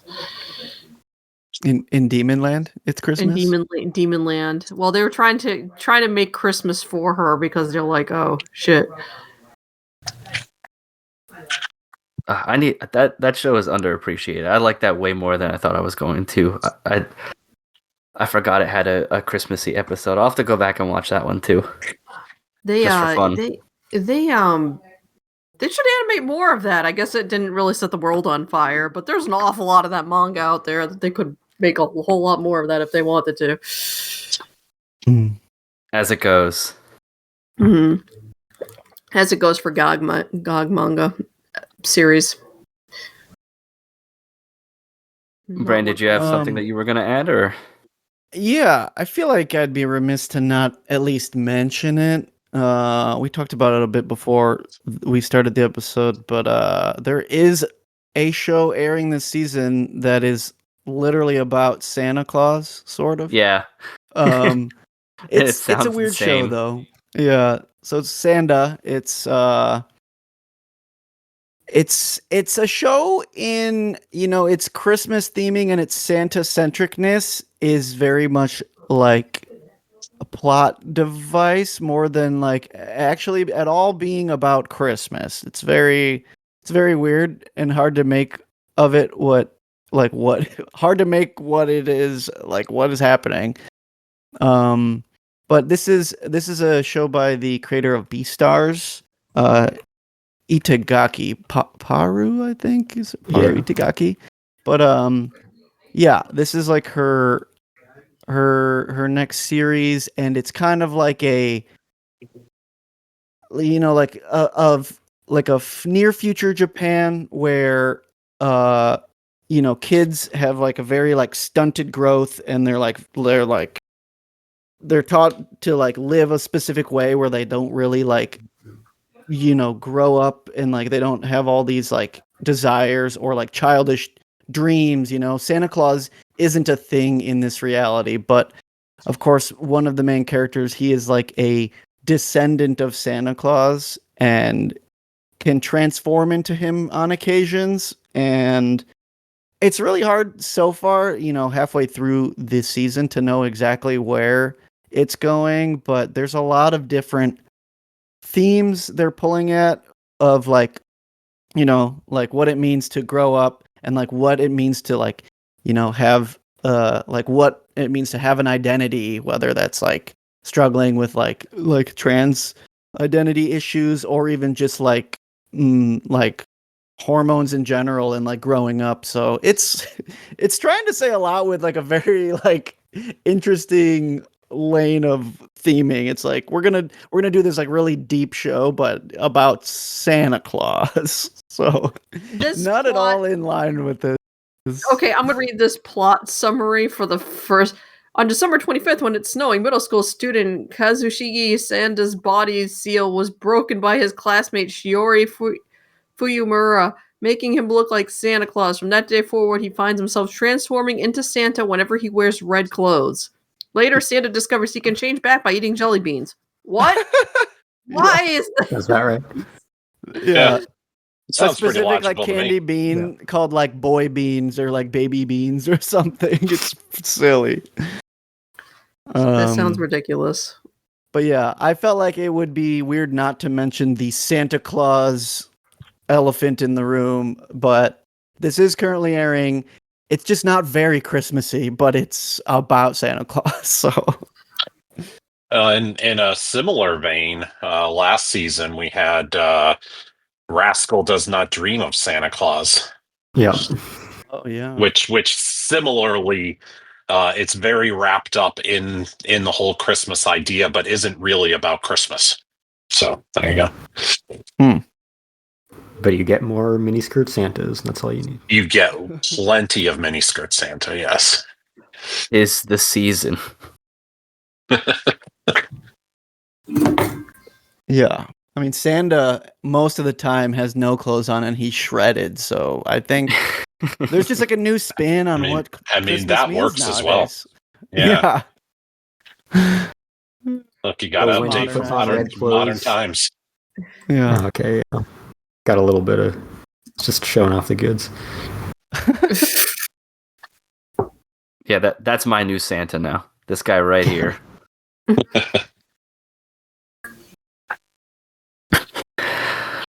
Alrighty. Well, I think if everyone's gotten their fill of the Christmas spirit, at least as of this point, I think we've certainly covered the gamut of what Christmas is and how people celebrate it or don't in some ways. So I think we can maybe start wrapping it up. So first off, did anyone have any recommendations for things? I know we've got like a little bit of Black Friday coming up soon, maybe some other stuff. I'm not sure if there are any sick deals out there to take part in. I know I was actually looking for some Hellsing Ultimate Blu-rays, which I was surprised to see still MSRP at like $60 fucking, but I think the Crunchyroll sale right now, they're doing like early Black Friday. Maybe it was just like last Friday and then the real one's going to be actual Black Friday. But they had like basically 3 tiers for each membership tier, assuming you're a member. And it's like that % off basically all in-stock items. So there's like, I don't know, 15,000 Blu-rays and manga that you can get, you know, up to 45% off depending on your tier.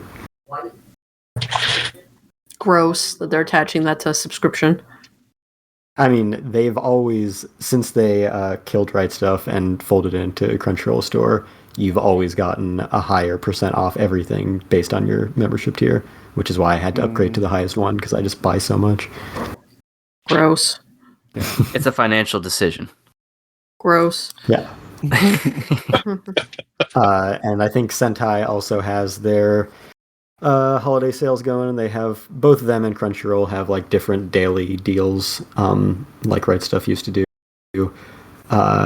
And yeah, I'm not gonna tell you whatever today's is because it won't be the daily deal anymore when this episode's out. But there've been some decent ones, and the Media OCD Black Friday sale will be actual Black Friday through the weekend.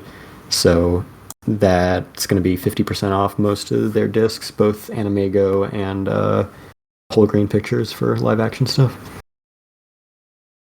There's still some High School of the Dead OVA Blu-rays kicking around out there. I think that is probably no longer a thing. I think you got to get the complete collection these days. Ah.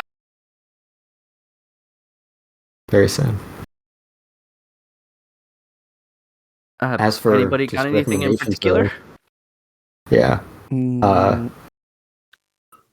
So there are some long-awaited manga releases we're finally getting.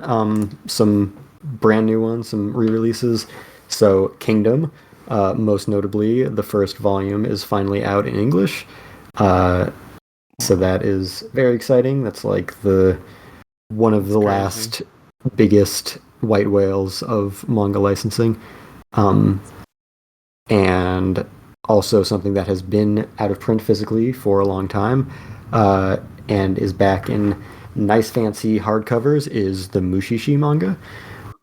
So first yeah. volume of that is out. If you buy from Kinokuniya, you get a special cover, and if they still have them, they had like little shikishis, and they also had a tote bag, but I don't know if you can get that online or if you had to get it from a con.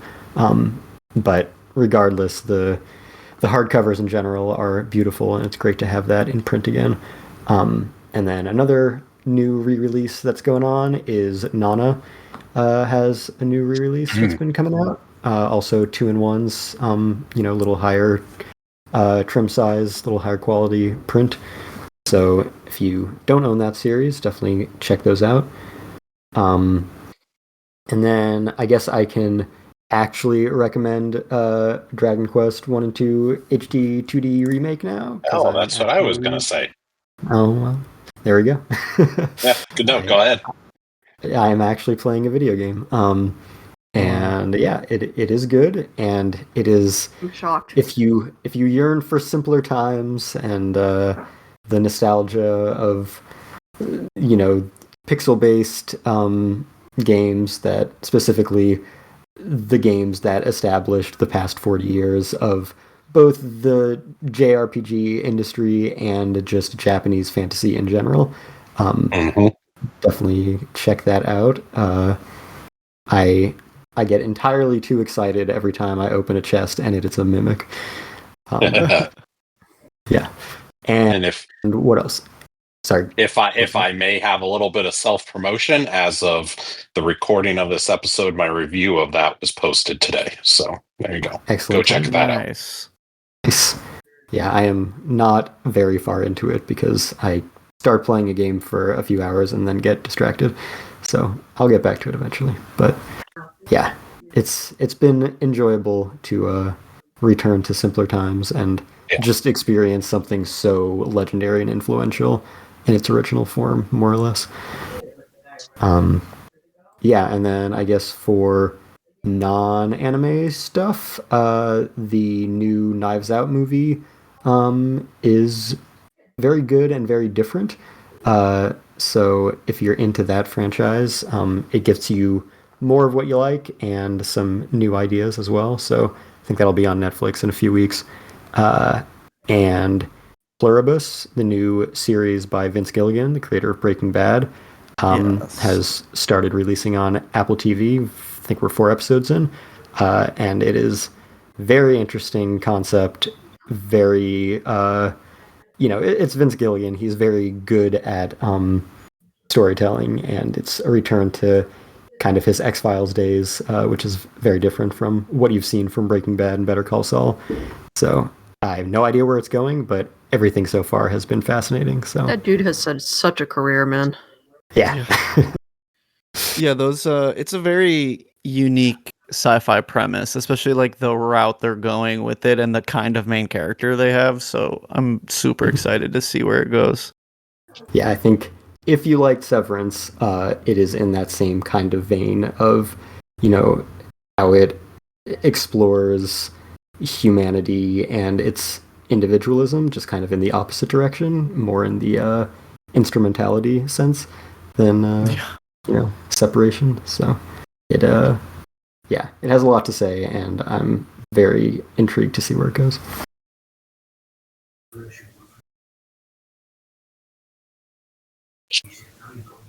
All right, Brian, how about you? You got anything to recommend?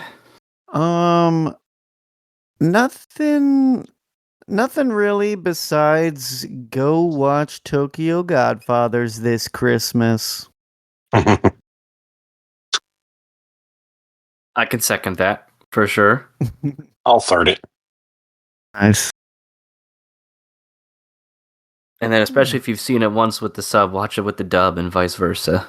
True. That's probably what I'm going to do this year. Nice. Mark, anything on your end? Well, since Kestrel stole my Dragon Quest recommendation, in a couple of weeks, Metroid Prime 4 is coming out, so that's obviously a biggie. And then the aforementioned mentioned briefly the Rascal series, the third. Is it third or fourth manga series? Fourth manga series is getting ready to come out in a couple of weeks. Rascal Does Not Dream of a Sister Home Alone, the manga adaptation of it.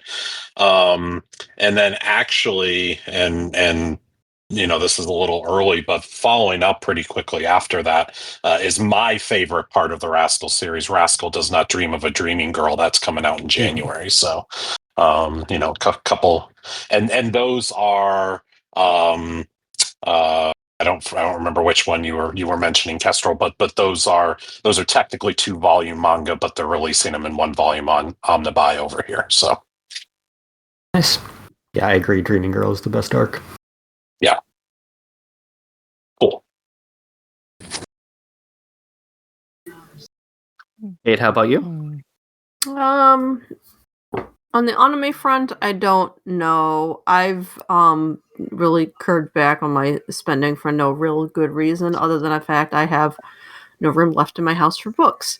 So I'm like, as I look at my right home. So yeah, see how long it's been since I order books.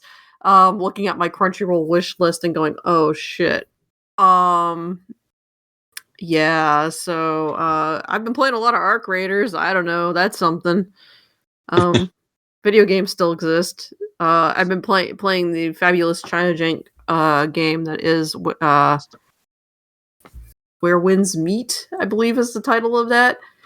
Which is like a fucking fever dream of a video game, so that's weird.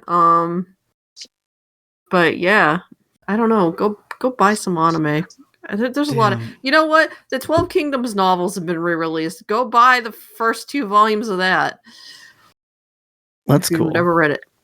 No, I've only played Dynasty Warriors. I think I should probably get a proper education on it. 12 Kingdoms is not 3 Kingdoms. Oh, 12 Kingdoms? No, My bad. Yeah. 12 Kingdoms is something completely different. If you want like 6 kingdoms, read them. Yes. I mean, 6, 7, I don't know how many kingdoms it was. That's good. Yep. Damn. Now I wish I was far enough in Persona to have been at the Christmas part. That could have been my Christmas episode moment. Mm. Well. Alrighty. Sounds good. I actually don't really have... Can I throw? Oh, go ahead. Yeah. Oh, I don't really have much to recommend in particular because I've just been playing like old games and shit. So nothing really all that new, except I did finish Ball Pit for some reason. I played the whole time and I wasn't sure if I liked the game or not. I just kept playing, so I guess that's one thing to say about it. I liked it a lot at first, and then I kind of got towards like, I'm like, well, now I'm just cleaning up trophies, so I'm like, the last few trophies here are kind of a grind. Yeah. Yeah, that's what I was feeling. Maybe mainlining Ball Pit wasn't the best idea in the world. Don't mainline that game. If you're gonna play it in small bursts over a long period of time. Don't mainline it. Yeah, I think that'd be my recommendation: is if you're gonna play it, don't play it all the time. But Mark, if you had one more, and then we'll. I was going to throw out one more recommendation. Tokyo Godfathers was mentioned before. Go watch everything that we talked about this episode. Fair. Yes. There's my recommendation. Especially the Gintama episodes. Yeah. Be a whiplash of Christmas vibes with what we talked about. Yeah, put them on a dartboard and watch them in a random order. Yes. Really give yourself the Russian roulette of Christmas media experiences. Alright, cool. Well then, I think we'll wrap it up for this evening. So, Kestrel, why don't you let everyone know, as usual, where they can find you and where they can find us, and then we'll pass it around. Find us wherever you find podcasts. Please subscribe, rate, and review. We are on Apple Podcasts, Spotify, iHeartRadio, YouTube Music, trusty old RSS feed, fandompost.com, etc. You can find us on social media, Facebook, Twitter, Blue Sky, at Fandom Post Radio. You can tell us your favorite Christmas episodes that we overlooked. And you can share our stuff, follow us, whatever you do on social media. Email us at fandompostradio@gmail.com. And you can find me on Twitter at FullMetalKioma and Blue Sky at kestrelswift.bisky.app.social.whatever.social. That's the one. And yeah, I don't think I've posted anything or written anything since our last episode. But yeah, in theory, I exist. But only in theory. Schrodinger's Kestrel. All right, Bran, how about you? You can find me at Hellshake Brando and on the socials and everywhere else. On the Fandom Post end of things, right here on the podcast, and also, I'm sure if you search Christmas on the Fandom Post, I think we did some Christmas blurbs last year. If you wanted to get some other random Christmas write-ups if you were feeling in the holiday spirit. But yeah, besides that, chilling it right here. Alrighty, Kate, how about you? You can find me at fandompost.com. I am reviewing To Your Eternity Season 3 and Past the Monster Meat Milady. I am on Blue Sky at Sonic Bug. Reposting other things from other people, probably about comics or art or something pissing me off or something not pissing me off. And occasionally remembering to repost the links to my reviews on there. And that's it. That's what I'm doing on the internet. And then Mark, yourself. Yeah, fandompost.com. This season I'm reviewing Mangaka's Weirdly Wonderful Workplace.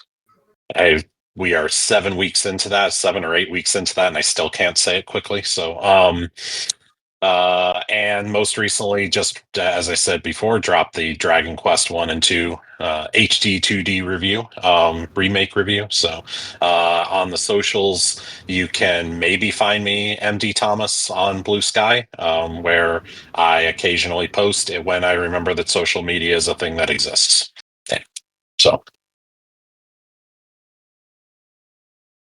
And as always, you can find me right here and here alone. So, as usual, thank you everyone for listening. Hope everyone enjoys their various holidays coming up, since as we're recording this, we're approaching Thanksgiving and wanting to get a little something out there for Christmas as well, since especially around this time, all days seem to kind of blend together, and before you know it, it's, in the December 20s range and things. So, hope everyone gets a chance to watch their special Christmas episodes, movies, whatever it is you like to do to unwind around this season. But until next time, we'll talk to you later, and everyone enjoy the anime that you choose to get you in the spirit. See ya. Goodbye. Bye. Happy Merry Christmas. Happy Merry Christmas.